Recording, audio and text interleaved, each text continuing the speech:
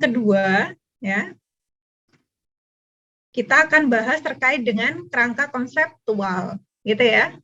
Kan kemarin kita bahas tuh yang keluaran dari IASP, kan ada IFRS, ada conceptual framework sama interpretation, ya, output dari IASP ya, yang dikeluarkan oleh Badan International Standard Board, ya, Dewan International Standard Board yang mengeluarkan IFRS. Sebenarnya yang dikeluarkan nggak cuma IFRS saja, tapi dari IFRS, conceptual framework sama interpretasinya.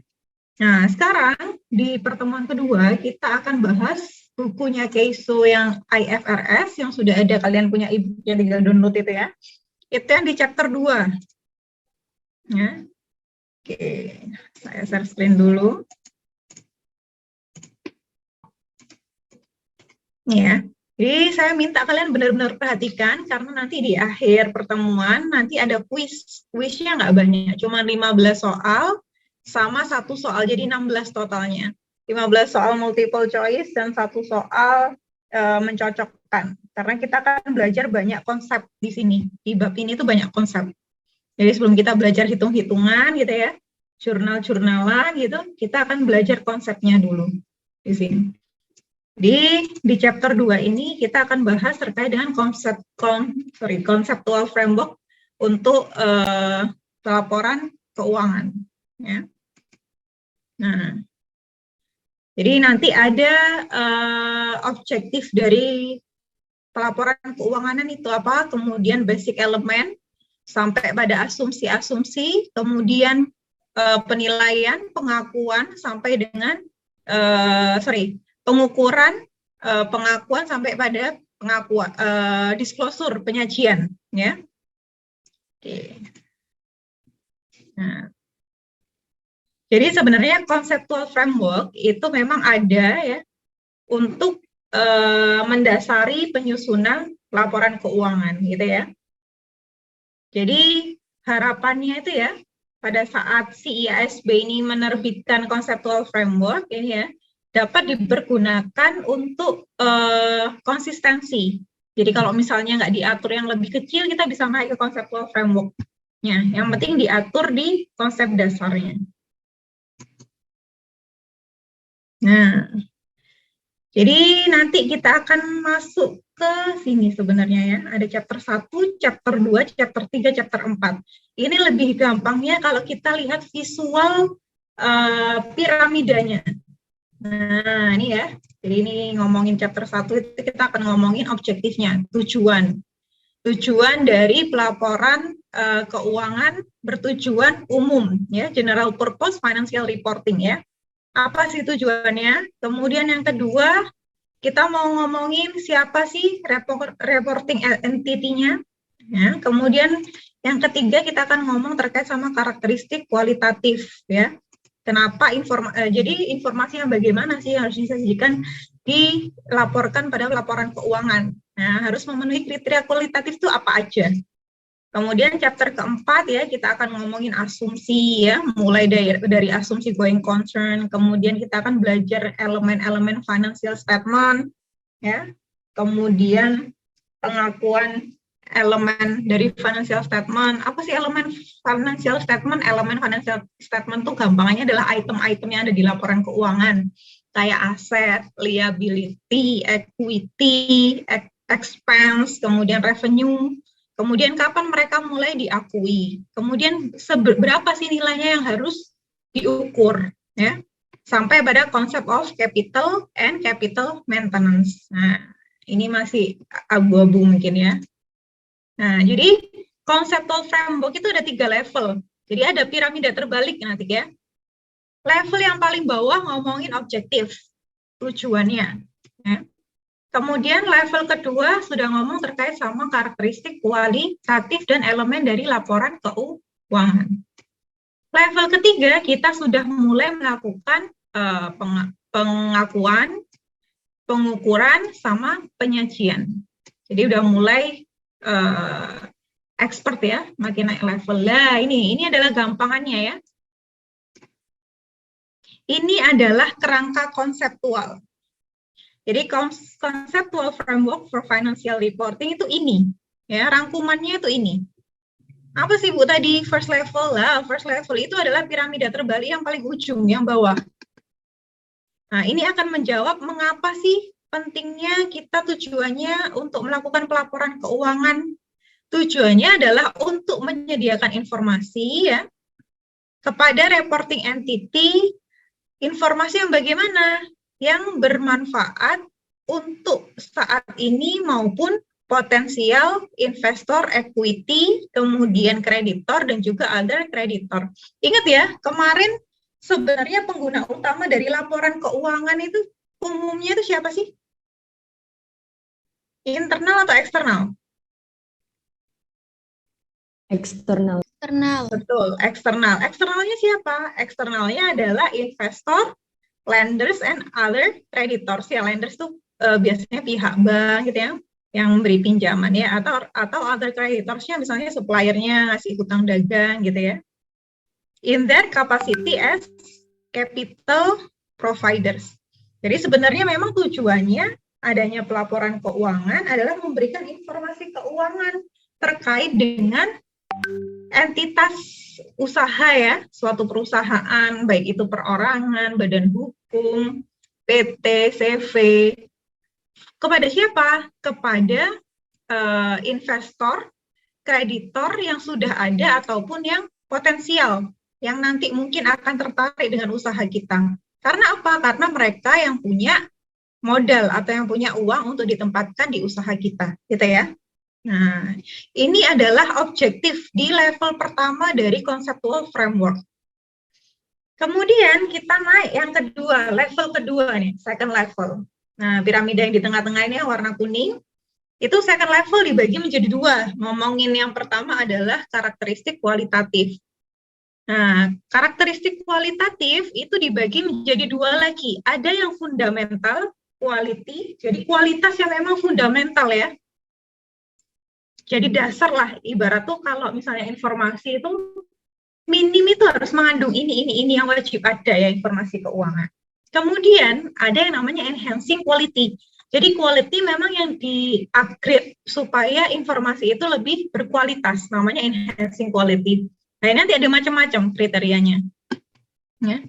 Kemudian ngomongin yang kedua, di sisi kanan itu ngomongin elemen. Nah, elemen dari laporan keuangan, tadi yang saya bilang ya. Kalau neraca isinya mana? Isinya apa aja neraca? Aset, liability, equity. Yang 1 sampai 3 ini adalah elemen dari laporan posisi keuangan atau neraca, ya. Kemudian yang 4 dan 5 ini adalah elemen dari laporan laba rugi ya. Nah, jadi yang dimaksud dengan elemen itu adalah elemen-elemen yang terkandung dari laporan keuangan. Jadi ada 5 elemen ya. Aset, liability, equity, income, dan juga expense. Ini kita ngomong di second level, ya. Oke, kemudian, nah level tertinggi yang mulai dari dasar, tujuannya itu apa sih? Kemudian karakteristik kualitatif yang harus dimiliki informasi itu bagaimana, harus mengandung elemen apa aja. Kita masuk ke level ketiga, ya. How implementation. Terus gimana cara menyajikannya itu gimana, ya? Setelah kita tahu tujuannya apa, kemudian jembatannya adalah ini ya untuk menyajikan ya. Kemudian gimana cara menyajikannya? Makanya nanti di third level atau level ketiga itu kita akan bahas assumption, principle, sama constraint. Ya. Asumsi-asumsi yang dipergunakan adalah going concern. Economic entity yang pertama ya. Nanti kita belajar satu-satu apa itu economic entity. Kemudian going concern, kemudian monetary unit, periodicity, dan juga accrual. Nah, kemudian prinsip yang dipergunakan apa? Measurement ya. Measurement pengukuran. Revenue recognition berarti pengakuan pendapatan. Expense recognition berarti pengakuan beban. Sama full disclosure berarti penyajian atau pengungkapan penuh ya. Nah, kalau constraints itu kayak hambatan atau tantangannya ya. Nah, ingat ya, kalau misalnya menyajikan sesuatu itu semakin lengkap, tentu saja cost-nya semakin besar ya. Tapi kalau semakin rendah informasinya kan non-reliable ya, tidak relevan untuk dipergunakan. Makanya kalau kalian lihat itu di laporan keuangan itu ya, opini audit itu tidak pernah menyatakan laporan keuangan ini benar, gitu ya. Yang disajikan opini itu adalah laporan keuangan ini wajar. Dengan mempertimbangkan apa? Dengan mempertimbangkan tingkat misalnya materialitas. Sehingga kalau kalian ingin mengungkapkan semuanya, ya, maka cost-nya pasti akan menjadi besar. Makanya kenapa kok cost itu dianggap sebagai constraint, ya, hambatan, tantangan, ya. Nah, ini adalah conceptual framework yang terdiri dari 3 level. Nah, kita mulai masuk ke satu-satu. Yang paling bawah ya, level pertama yaitu basic objective atau tujuannya. Nah, kalian udah sama-sama tahu dari kemarin ya, yaitu tujuannya adalah untuk menyediakan informasi keuangan terkait dengan badan atau unit usaha ya.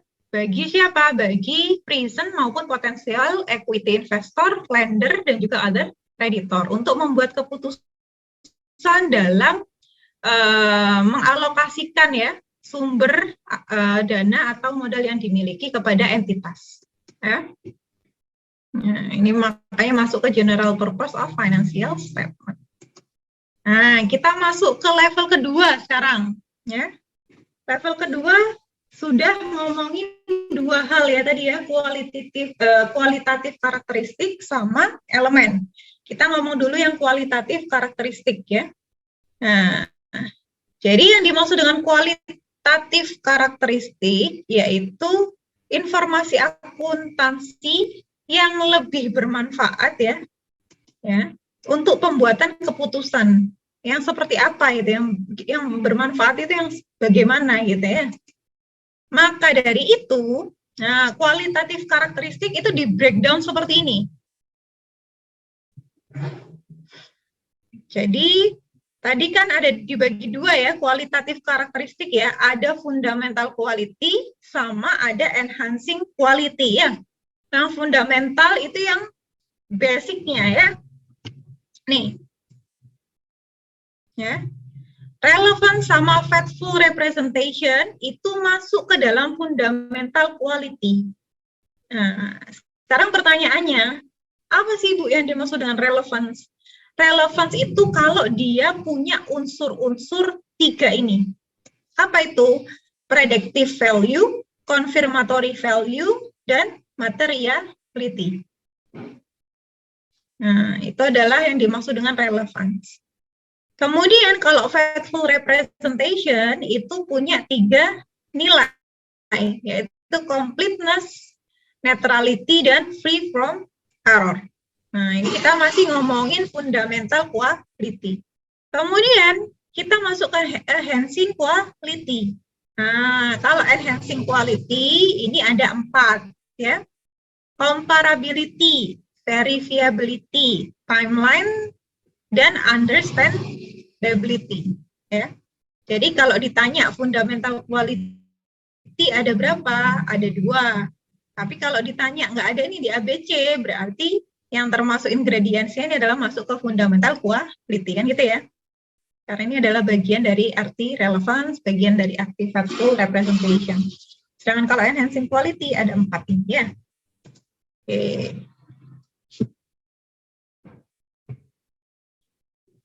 Ini sama ya, sama yang tadi ya. Oke, kita masuk ke fundamental quality dulu. Ya, apa sih dimaksud dengan relevance? Dia kan punya 3 unsur ini ya. Predictive value, confirmatory value, sama materiality. To be relevant, apa yang dimaksud to be relevant? Jadi harusnya mampu untuk menyediakan ya, jadi mampu menyediakan data ya pada saat pengambilan keputusan itu dibutuhkan ya. Jadi data-data yang dipergunakan itu sesuai pada saat pengambilan keputusan itu dibutuhkan. Nah, ini adalah arti dari masing-masing ingredients. Jadi informasi keuangan memiliki nilai prediktif.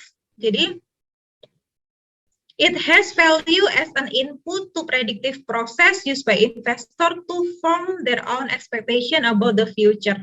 Jadi ketika si investor tuh lihat laporan keuangan, dia tuh bisa tahu, bisa memperkirakan. Oh, kira-kira ini perusahaannya ke depan itu kira-kira prospeknya bagaimana, ya? Itu yang dinamakan dengan predictive value, ya. Ini ya, benar-benar konsep ya kita belajar hari ini ya. Nah, kemudian kita masuk ke yang kedua, confirmatory value.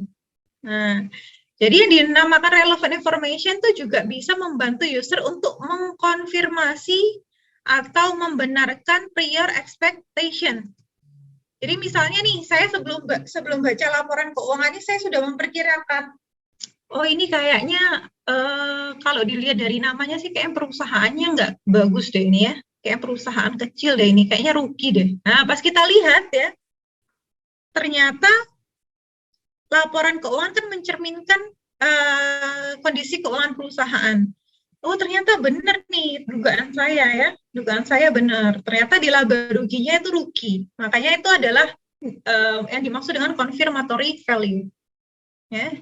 Dia membantu si pembaca untuk mengkonfirm atau membenarkan prior expectation. Jadi ekspektasi yang sebelumnya sudah ada ya.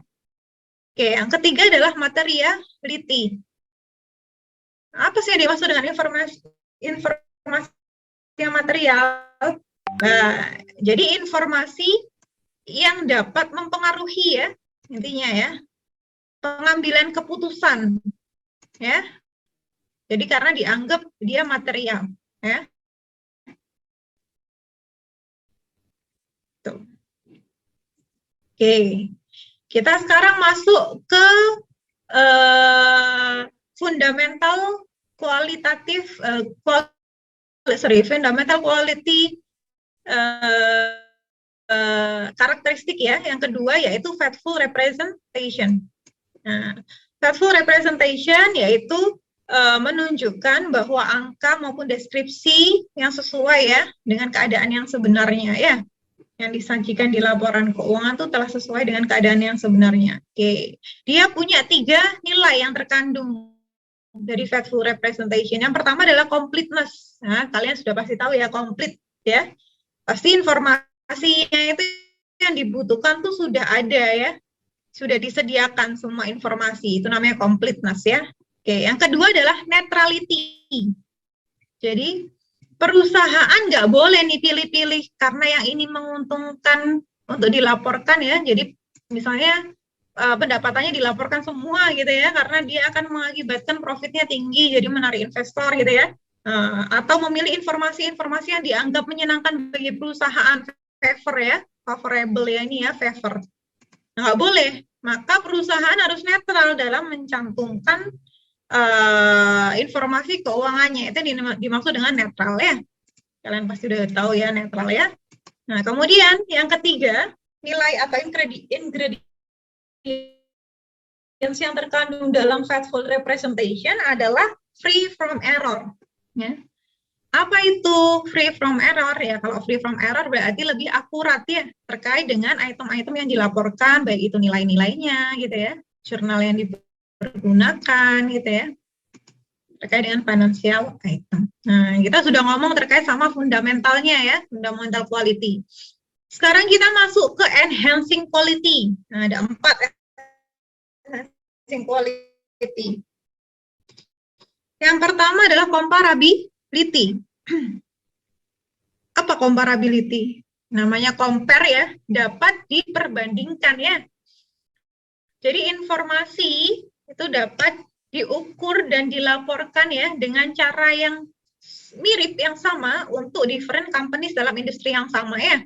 Jadi ketika kalian baca nih, misalnya punyanya Unilever sama OT ya kalian nggak bingung karena sudah ada standar internasionalnya ya. Makanya itu ada standar internasional untuk bisa memenuhi yang namanya quality yang diharapkan dari sebuah laporan keuangan. Nah, itu namanya dimaksud sama comparability. Terus yang kedua adalah verifiability. Apa verifiability? Dapat diverifikasi ya. Jadi ketika pengukurannya independen, menggunakan metode yang sama gitu ya, menghasilkan hasil yang mirip. Jadi yang namanya dapat di-compare, kalau metodenya sama ya harusnya nggak jauh-jauh beda hasilnya, kan gitu kan ya. Sorry, yang dimaksud dengan verifiability. Jadi misalnya kalian melihat laporan keuangan gitu ya, ngitung ternyata penyusutannya pakai garis lurus, umur manfaatnya 5 tahun kan gampang ya.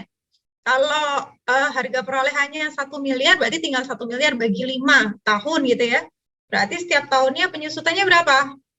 200 juta kan gitu. Nah, kalau kalian bisa hitung sendiri dan hasilnya sama, berarti penyajian laporan keuangannya sudah verifiability, ya. Oke. Kemudian, timeliness. Nah, apa yang dimaksud dengan timeliness? Jadi dia itu mempunyai informasi yang tersedia untuk si pengguna pengambil keputusan ya, sebelum mereka kehilangan waktunya untuk bisa mengambil keputusan. Jadi maksudnya timeliness itu intinya tepat waktu. Jadi ketika saya butuh nih, saya ditanya nih sama misalnya broker ya, ditanya sama investor gitu ya. Ini saya punya uang, tapi harus saya segera tempatkan sebelum akhir Juli, gitu ya. Karena kalau akhir Juli sudah kalau sudah lebih dari akhir Juli, uang ini pasti nanti kena pajak. Jadi pasti kena potong pajak. Jadi saya mau kamu bikin keputusan sebelum 31 Juli misalnya kayak gitu. Nah, kalau misalnya laporan keuangan itu nggak tersedia sampai 31 Juli, itu yang namanya nggak timeliness. Jadi dia nggak on time ketika saya butuh, gitu ya. Nah, yang dimaksud dengan timeliness, ketika saya butuh untuk pengambilan keputusan, laporan keuangan itu sudah tersedia. Gitu ya. Oke. Kemudian yang keempat adalah understandability. Apa understandability? Yaitu kualitas informasi yang dia sangat mudah untuk dipahami ya. Gitu. Ya. Jadi let's reasonably inform user see its significance ya. Jadi kalau misalnya ada yang signifikan juga harus diungkapkan ya. Oke, itu kita sudah masuk sampai pada enhance ya. Jadi kita masuk ke tadi sudah masuk kepada quality, sekarang kita masuk ke yang sisi second level kanan. Tadi ngomongin elemen ya. Elemennya ada 5, asset, liability, equity, income, sama expense. Ya. Nah, kalian pasti udah tahu ini ya aset. Nah, aset berarti sumber daya yang dikontrol oleh entitas atau usaha ya sebagai hasil dari kejadian masa lampau ya yang dipergunakan untuk keuntungan ekonomi di masa ke depan yang akan diperkirakan dimiliki oleh sebuah entitas. Intinya adalah sumber daya yang dipergunakan untuk keuntungan di masa depan ya, untuk meng-create economic benefit ya. Itu namanya aset ya. Kekayaan yang dimiliki untuk menciptakan future economic benefit. Nah, kalau liability apa? Ya, present obligation ya, kewajiban saat ini yang didapatkan atau dihasilkan karena kejadian masa lalu yang di masa depan ini ya akan dilunasi ya. Jadi settlement of which is expected to result in an outflow. Jadi kalian harus bayar outflow ya. Dengan menggunakan resource yang kalian miliki ya. Itu adalah liability, kewajiban. Equity, apa equity? Residual interest in the asset of the entity after deducting all its liability. Jadi selisih antara aset dan liability. Nah. Oke. Kemudian income, increase in economic benefit during the accounting period. Jadi selama periode akuntansi, ketika kalian mengalami kenaikan ya, jadi yang dinamakan income tuh increase in economic benefit ya. Selama kapan? Periode berjalan ya. Yang berasal dari mana? Dalam bentuk inflow ya, atau peningkatan aset atau penurunan kewajiban ya. Yang ujung-ujungnya akan meningkatkan nilai ekuitas. Kenapa kok income itu meningkatkan nilai ekuitas? Karena nanti kan laba bersih masuknya kemana? Laporan laba ditahan ya, laporan perubahan. Kemudian laba ditahan masuk ke mana? Laporan perubahan ekuitas. Laporan perubahan ekuitas berarti nanti komponennya akan menghasilkan apa? Equity, kan gitu ya.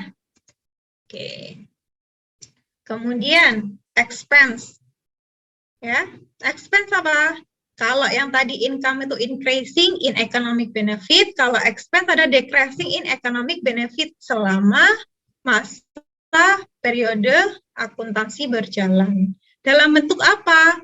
Kalau keluarin outflow, kalau misalnya kalian melakukan penyusutan aset, ya, kalau misalnya menciptakan kewajiban baru, ya, yang ujungnya apa? Akan menurunkan nilai equity. Ya. Other than those relating to distribution to equity participants. Oke, sampai sini ada yang bingung? Ada yang mau bertanya? Insya Allah kuisnya nggak jauh-jauh dari materi kita ya. Ya, saya lanjutkan ya. Oke, sekarang kita udah masuk ke basic element. Ya, kalian udah tahu nih ya, qualitative. Ini saya mencocokkan ya, mencocokkannya kurang lebih nanti kayak gini ya. Qualitative characteristic being displayed when company in the same industry are using the same accounting principle. Berarti apa? Comparability ya tadi ya. Jadi kalau misalnya di industri yang sama gitu ya, harusnya laporan keuangannya bisa diperbandingkan. Makanya dia menggunakan karakteristiknya yang mendekati adalah comparability. Terus quality of information that confirm users early expectation. Jadi mengkonfirmasi berarti confirmatory ya. Kemudian imperative for providing comparison of a company from period to period. Nah, ini bisa membandingkan antara periode yang pertama dengan periode berikutnya dalam satu company yang sama. Itu termasuk comparability. Jadi dimaksud dengan dapat diperbandingkan tuh nggak cuma diperbandingkan antara perusahaan yang satu dengan perusahaan yang kedua ya, tapi dapat diperbandingkan misalnya dalam suatu perusahaan, tapi periodenya berbeda gitu ya, itu masuk juga dalam karakteristik comparability. Kemudian ignores the economic consequences of a standard and rule.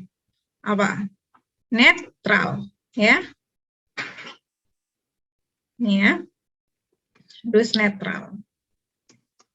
Oke, kemudian require a high degree of consensus among individual on a given measurement verifiability. Jadi jangan sampai terkait sama orangnya gitu ya, orang yang satu ngitungnya kayak gini, orang yang lain ngitungnya kayak gini gitu ya, measurementnya ya. Padahal kalau metodenya sama kan harusnya tetap sama hasilnya ya. Makanya ini karakteristik yang relate adalah verifiability. Gitu ya, nanti kalian baca-baca ini ya. Oke, sampai ini. Nah, sekarang kita sudah masuk ke level yang ketiga. Ya. Level ketiga adalah recognition, measurement, dan disclosure concept. Jadi dibagi menjadi tiga ya, asumsi, principle, dan constraint ya. Ada recognition, jadi conceptual framework level 3 ini terkait sama recognition, measurement, disclosure concept, dibagi menjadi assumption, principle, dan constraint.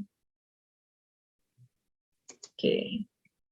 Kita masuk dulu yang assumption ya. Assumption tadi ada 5 ya, economic entity, going concern, monetary unit, dan periodicity, kemudian accrual ya.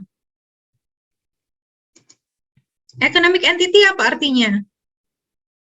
Ya. Yang kemarin sudah saya sebutkan ya, kalau kalian punya usaha, meskipun usahanya itu belum didaftarkan, belum punya akta gitu ya, misalnya usaha perorangan gitu ya, yang belum terdaftar, ya tetap kalian nggak boleh uangnya itu dicampur ya sama uang pribadi kalian. Karena harusnya kalau kalian pengen sukses, kalian harus memisahkan. Karena dia sudah dianggap, usaha kalian itu sudah dianggap entitas yang terpisah. Makanya itu dimaksud sama entitas ekonomi yang terpisah. Nah, itu yang dimaksud dengan economic entity. Jadi perusahaan itu ya, aktivitasnya itu terpisah dari si pemiliknya. Gitu ya. Itu yang dimaksud sama economic entity ataupun other business unit. Jadi misalnya nih kayak perusahaan yang sudah gede gitu ya, anggaplah misalnya BRI gitu ya. BRI kan anak usahanya banyak tuh. Nah, misalnya ada yang bergerak di bidang asuransi, ada yang bergerak di bidang syariah gitu ya. Kalau syariah sekarang sudah holding ya, misalnya ada di bidang agro gitu ya, nggak boleh yang agro dicampur sama yang maintenance gitu ya. Nah, karena sudah merupakan bisnis unit yang berbeda, jadi berdiri sendiri-sendiri semua. Termasuk nggak boleh disamakan sama laporan pribadi si pemiliknya. Jadi semuanya harus menjadi economic entity yang terpisah. Ya. Kemudian arti yang kedua adalah asumsinya going concern. Pada saat kalian membuat laporan keuangan, pasti kalian mengasumsikan usaha itu nggak akan bangkrut kan gitu ya. Kalau kalian bikin usaha terus berniat untuk dibangkrutkan ya nggak usah bikin usaha ya, berarti itu namanya pesimis ya. Kalau orang bikin usaha pasti pengennya optimis, jalan terus dan bertumbuh, growth ya. Makanya pada saat kalian bikin laporan keuangan, itu ada asumsi yang dipergunakan. Asumsinya adalah going concern. Going concern itu berjalan seterusnya. Jadi laporan keuangan tuh nggak pernah balik ke nol gitu loh. Ya. Jadi company to last long enough to fulfill objective and commitment. Jadi dia berjalan panjang untuk mencapai tujuan dan juga komitmen yang telah dibangun pada saat mendirikan suatu usaha. Gitu ya, going concern. Kemudian yang ketiga adalah monetary unit. Nah, apa monetary unit? Nah, gampangannya adalah uang ya, untuk mendenominasi. Jadi kalau kalian bikin laporan keuangan kan nggak mungkin isinya cuma akun-akun aja ya. Pasti kan ada nilainya, berapa kasnya kan gitu. Berapa persediaannya. Cara nunjukin nominalnya itu dengan apa? Dengan currency, dengan uang ya. Nggak harus IDR, bisa dolar, bisa lira ya. Uang itu namanya adalah monetary unit. Ya. Kemudian yang keempat adalah periodicity. Ya. Karena kita memiliki asumsi bahwa perusahaan itu akan berlangsung terus, ya, kan tetap kita butuh untuk pengambilan keputusan ya. Tetap kan harus disajikan kan pada waktu tertentu. Makanya dibagi-bagi periodenya. Jadi company can divide its economic activity into time period.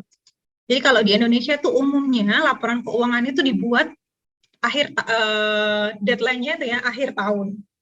Tapi nggak menutup kemungkinan kalau untuk perusahaan yang TBK itu selalu diminta triwulanan, 4 bulanan, triwulanan. Jadi setahun 4 kali.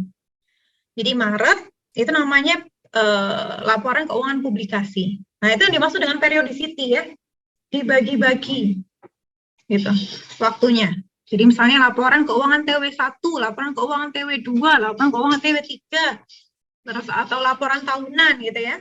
Nah, kemudian yang terakhir adalah asumsi accrual basis ya. Nah, kalian pasti udah familiar. Kalau cash basis kan dicatat berdasarkan kas yang diterima atau kas yang dikeluarkan kan gitu ya. Kalau accrual basis itu bukan berdasarkan kas, tapi transaksi itu dicatat ya ketika dia terjadi ya.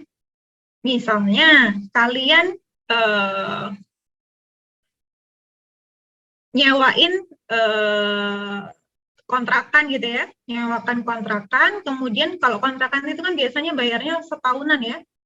Nah, ketika bayar setahun, itu kan kalian terima semua, anggaplah 12 juta ya. Berarti debitnya apa? Kalau terima, debitnya kas, kreditnya adalah sewa dibayar, diterima di muka, masuk ke, sorry. Debitnya kas, kreditnya sewa yang masih harus hutang sewa ya, sewa yang masih harus diberikan ya. Jadi misalnya kita punya kewajiban kepada si penyewa, gitu ya.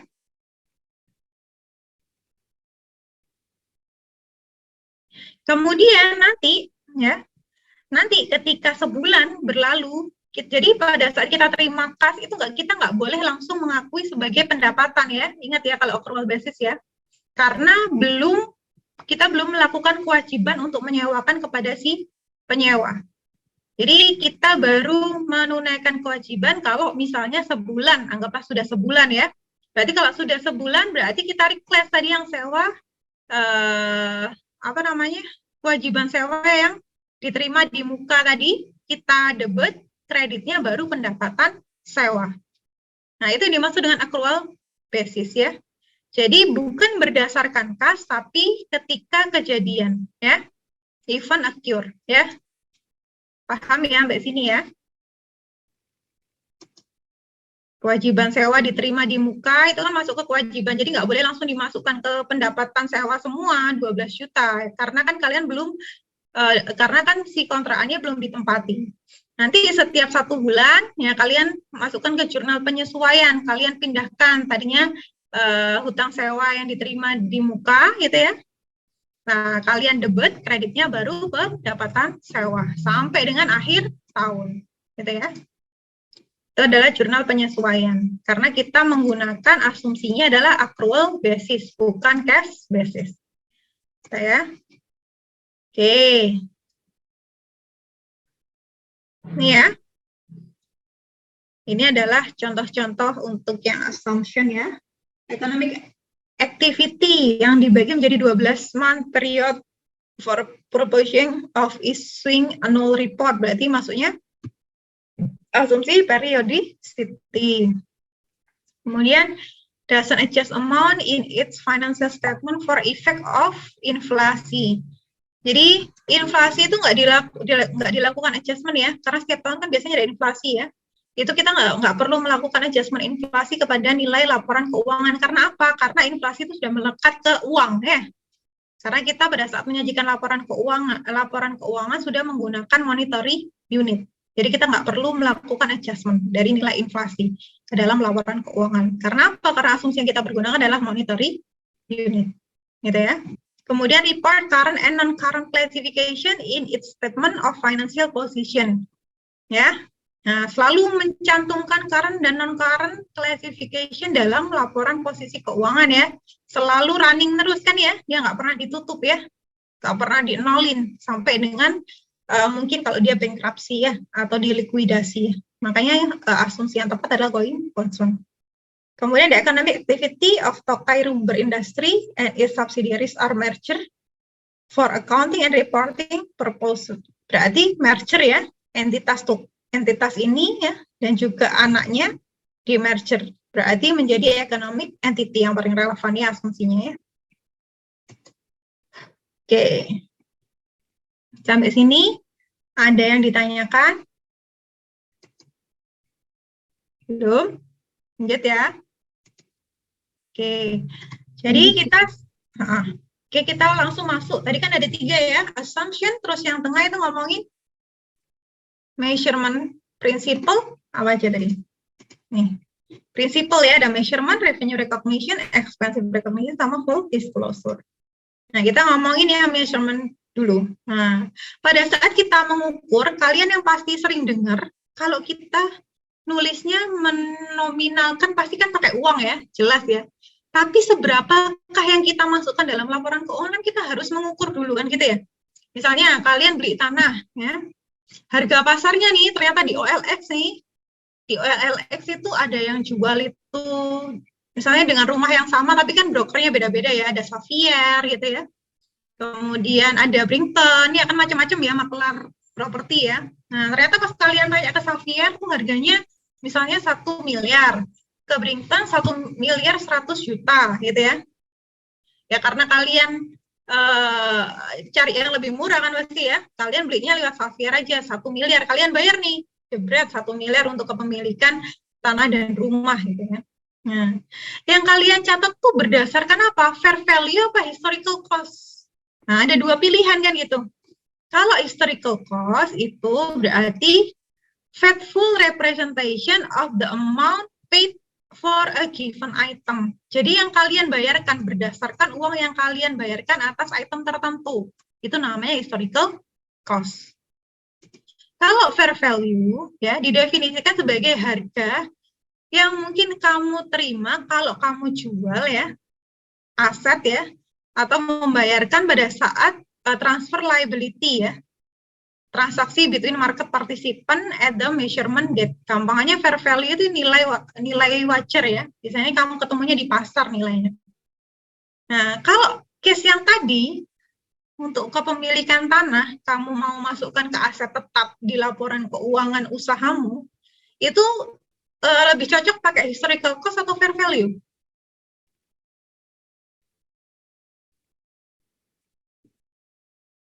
Historical cost, Bu.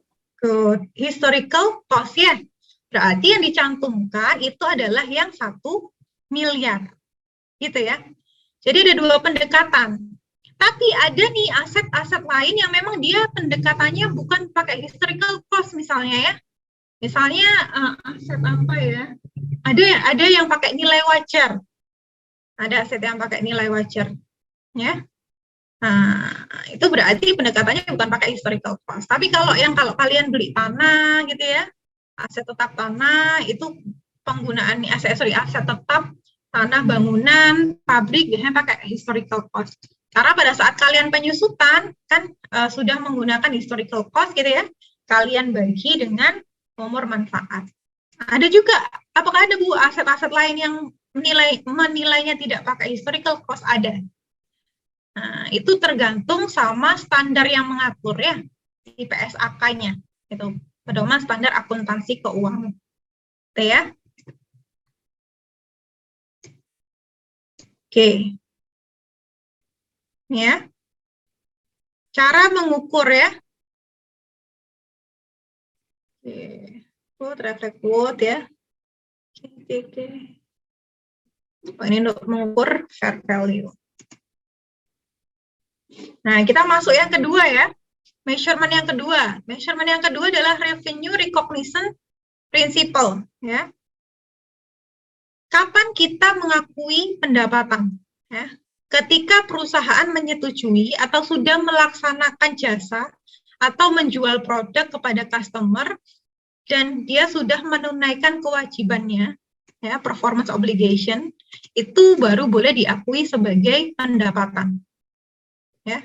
Kalau misalnya tadi ada yang, misalnya kita punya toko kelontong nih ya, kita punya toko kelontong ya, terus orang itu bayar di muka dulu, Pak, saya beli 5 dus gitu ya, barangnya belum kita kirim, berarti kan masih dalam penguasaan kita ya, kecuali ada special agreement ya, misalnya ada bahasanya apa, over contract gitu, boleh diakui pendapatan meskipun barangnya belum dikirim. Nah, kalau yang normalnya barangnya dikirim, berarti kewajiban kita sudah kita tunaikan, ya, baru kita bisa akui pendapatan, ya. Oke.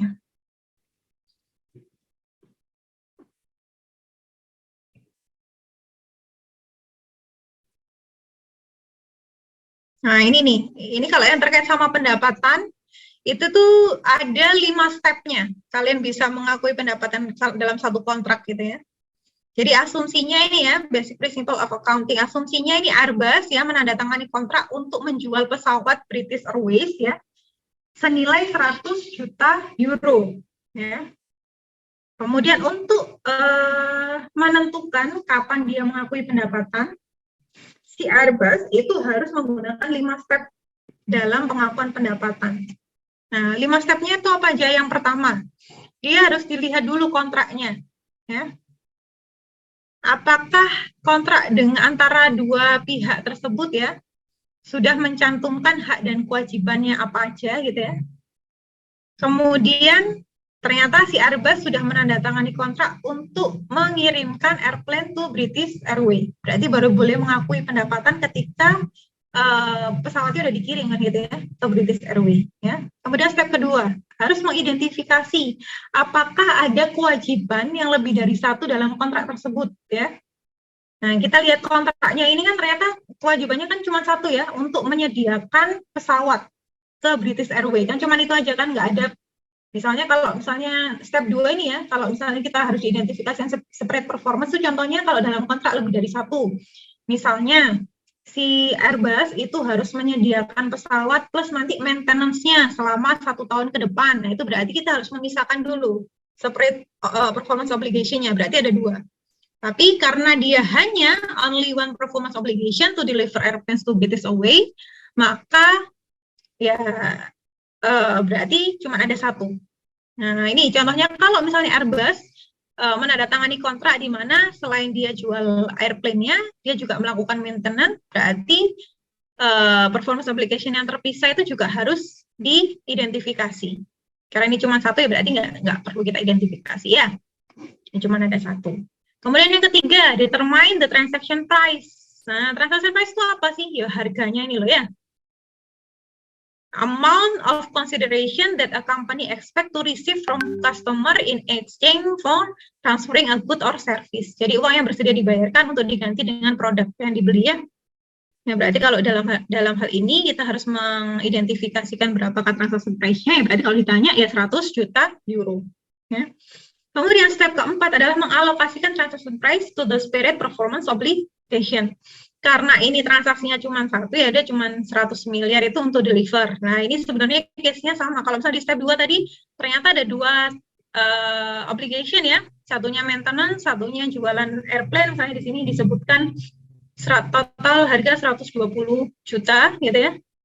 120 juta, kemudian yang 20 adalah maintenance, maka harus dipisahkan berarti. Karena dia cuma punya one performance obligation, berarti ya udah 100 juta itu ya berarti untuk deliver claim. Kemudian step terakhir adalah recognize revenue when each performance obligation is satisfied ya. Baru yang terakhir ini kalau misalnya Airbus ya sudah mengirimkan ya. Jadi ketika si British Airways puas dengan performance obligation yang telah dilakukan oleh Airbus dengan cara mengirimkan pesawatnya ya, sudah nggak ada komplain dan lain sebagainya, baru si Airbus tuh boleh mengakui 100 juta euro sebagai pendapatan.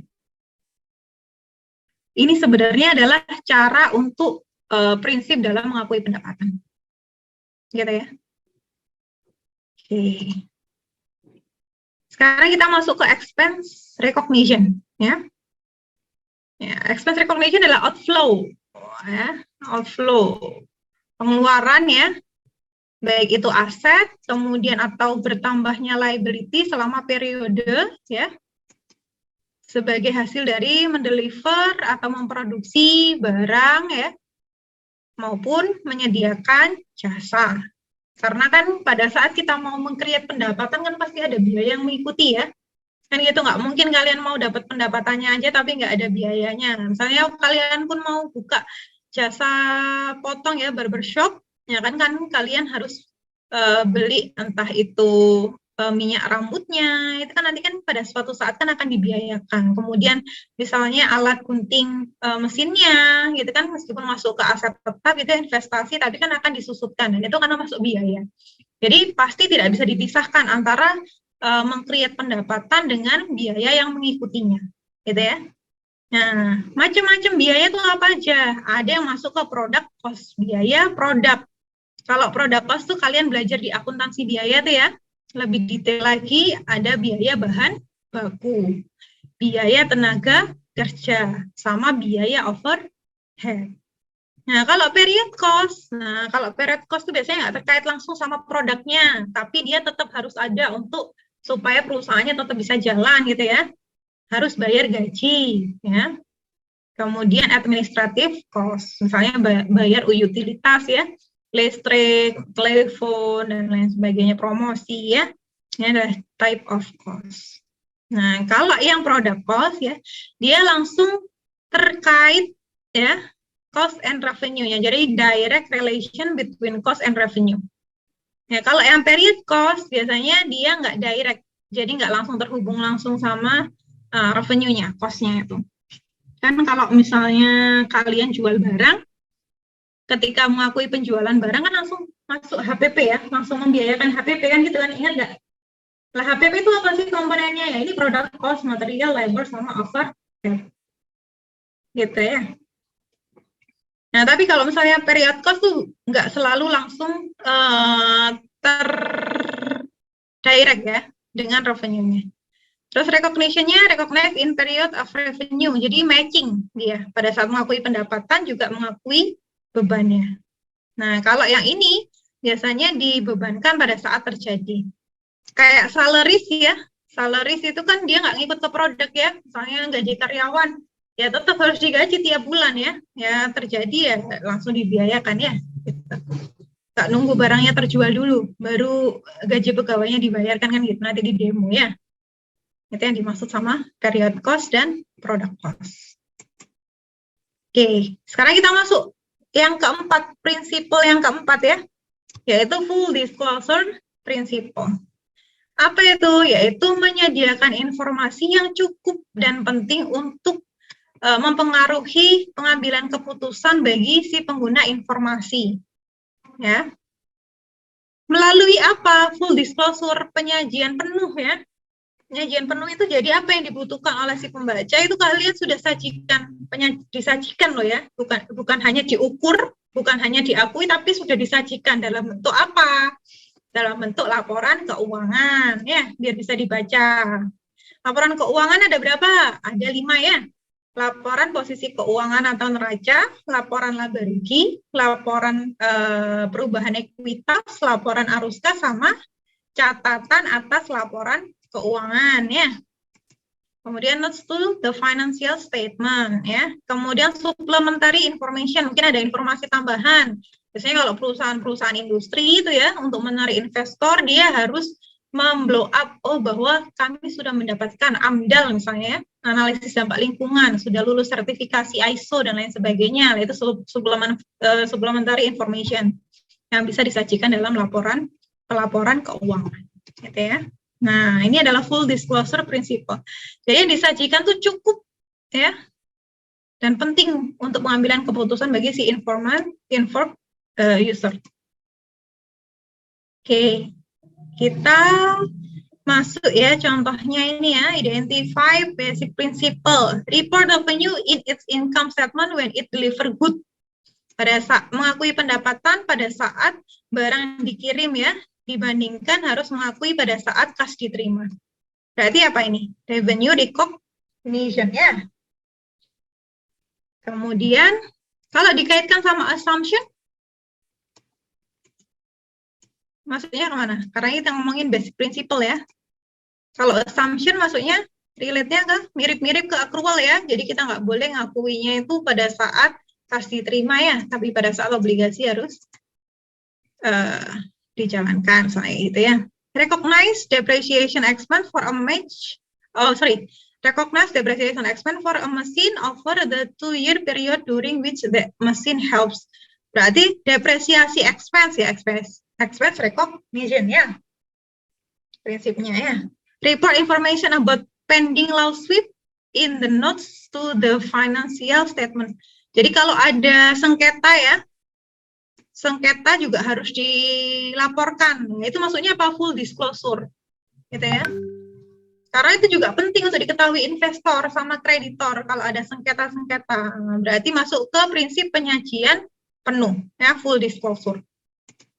Kemudian menyajikan tanah in its statement of financial position dengan sesuai harga uang yang dikeluarkan. Berarti measurement. Tadi kan measurement ya, ada dua kan ya pendekatannya, ada historical cost, ada fair value.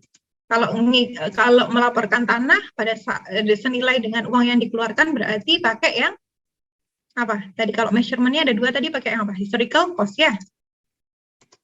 Gitu. Oke, sekarang kita sudah masuk ke level ketiga yang bagian terakhir yang cost constraint ya.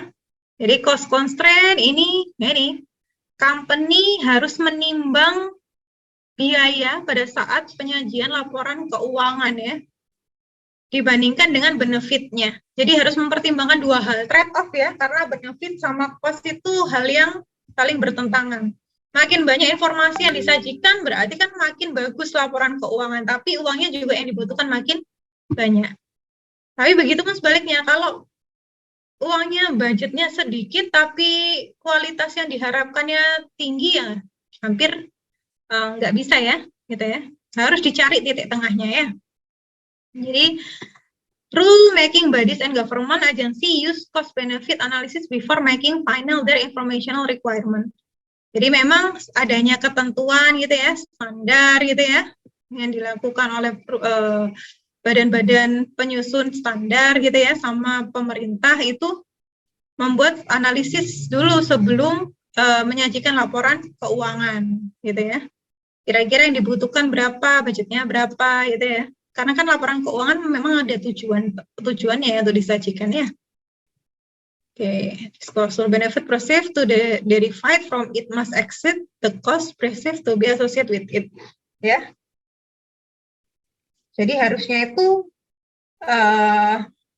benefit yang disajikan tuh ya lebih bernilai ya dibandingkan harga yang mungkin terkait untuk penyusunan laporan untuk menghasilkan benefit tertentu ya. Oke, misalnya ini ya. Determine, tentukan mana klasifikasi berikut ini transaksinya dianggap material ya. Kalian diminta untuk menentukan material atau tidak material ya.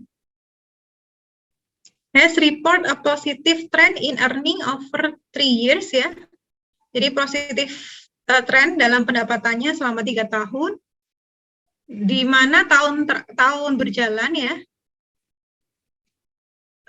menunjukkan adanya bad debt expense ya, berarti beban piutang tidak tertagih ya. Kemudian to answer another positive earning year, the impact of this adjustment is equal to 3% of net income. Nah, 3% of net income ini lumayan material ya. Kalau kalian tidak melaporkan ya, tidak melakukan cadangan misalnya penyesuaian piutang tidak tertagih, akan berpengaruh 3% dari net income. Nah, kalau tidak dilaporkan ini kan 3% dari net income lumayan material ya. Maka di sini kalian tulis material. Jadi harus dilaporkan gitu ya. Jadi pada saat melihat cost and benefit ya, cost constraint ya harus dilaporkan. Kemudian Hindi has gain ya, punya keuntungan 3,1 dari menjual pabrik ya. Nah, 3,3 rugi dari menjual investasi. Dia memutuskan ya net gain and loss because the net effect is considered current year was jadi dia memutuskan untuk langsung men-net gain dan loss kan karena efeknya itu imaterial ya. Hindi income for the current year was 10 million, berarti kan 0,2 ya. Berarti net loss-nya kan 0,2 ya. Dari 10 miliar ini sebenarnya material ya. Material ya. 0,2 dari 10 miliar. Seharusnya dia mencantumkannya sendiri-sendiri ya. Gitu.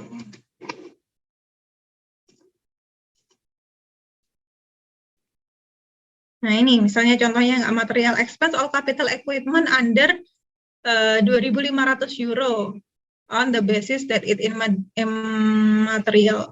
The company has followed this practice. Nah ini memang ukuran material sama imaterial itu juga tergantung juga dengan size dari perusahaannya ya. Nah, selesai masuk ke ini lampiran. Sampai sini ada yang ditanyakan?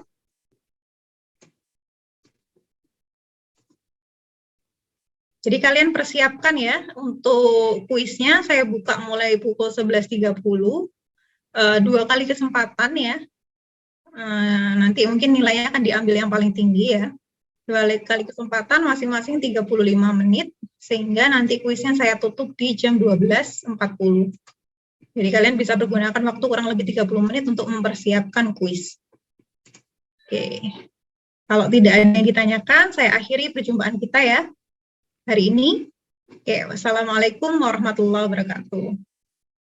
Waalaikumsalam. Terima kasih Bu Wahyu.